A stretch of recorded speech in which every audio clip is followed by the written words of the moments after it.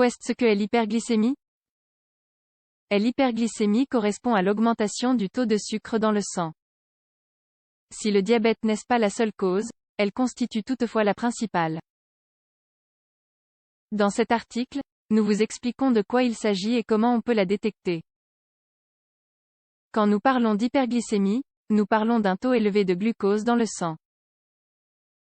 L'hyperglycémie est le terme médical que l'on utilise pour faire référence à cette hausse du taux de sucre dans le tissu sanguin.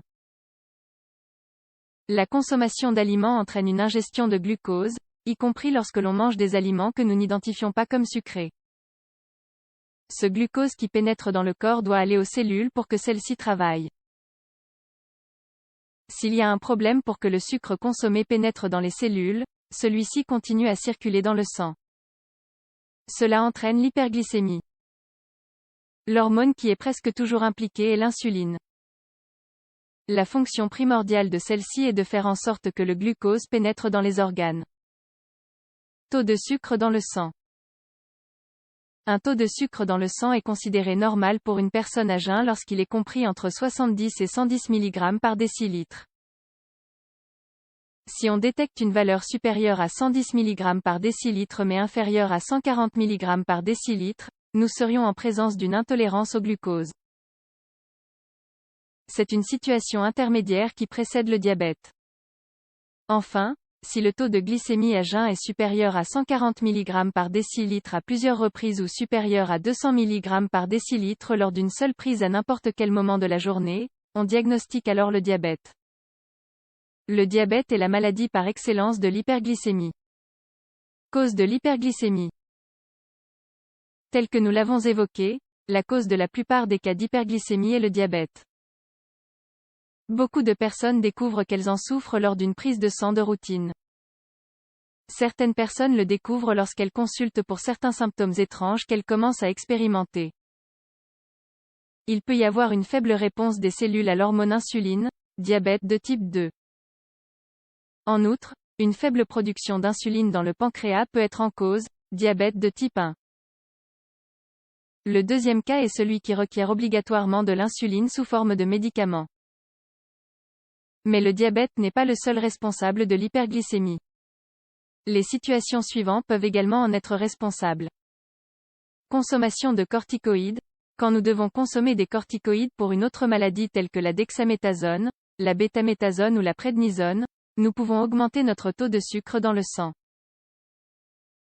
En règle générale, la suspension du traitement rétablit le taux normal de sucre dans le sang. Infection. Les infections dues à des micro-organismes externes peuvent produire une hyperglycémie temporaire. De la même manière, une fois que l'infection a été traitée, le taux revient à la normale. Grossesse. Il existe une condition connue sous le nom de diabète gestationnel. Celui-ci constitue la hausse du taux de glucose dans le sang chez la femme enceinte. Cette hyperglycémie peut durer jusqu'à 12 semaines après la grossesse. Elle exige ainsi des contrôles stricts d'alimentation parentérale.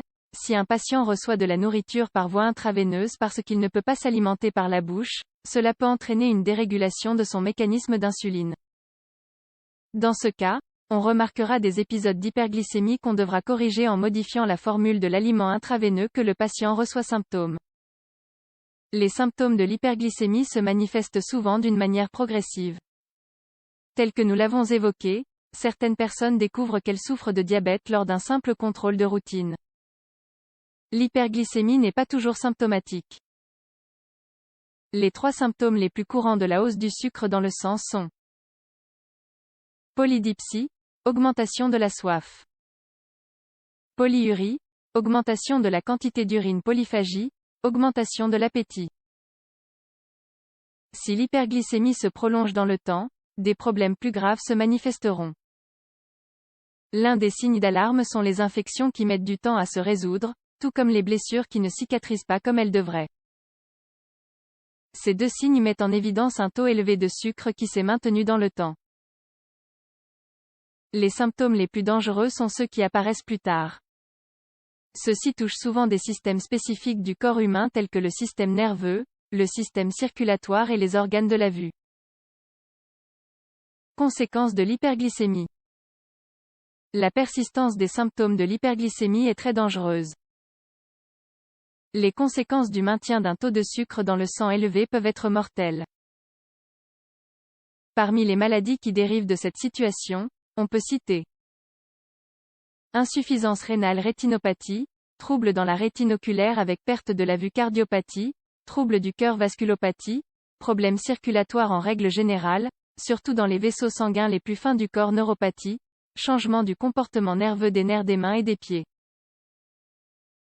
La conséquence la plus dangereuse de l'hyperglycémie est l'acidocétose diabétique. Celle-ci survient lorsqu'en présence d'un faible taux d'insuline dans le corps, l'organisme doit puiser dans les graisses pour générer de l'énergie. L'être humain obtient de l'énergie à partir de la graisse. Or, s'il le fait à grande échelle et en très peu de temps, le métabolisme des lipides génère des corps cétoniques. Les corps cétoniques sont toxiques s'ils s'accumulent en trop grand nombre. L'acidocétose diabétique requiert un traitement immédiat en tant qu'urgence médicale. Les premières mesures consistent à injecter des liquides et de l'insuline par voie intraveineuse pour arrêter la production de corps cétoniques. Le faire à temps permet de sauver la vie des patients.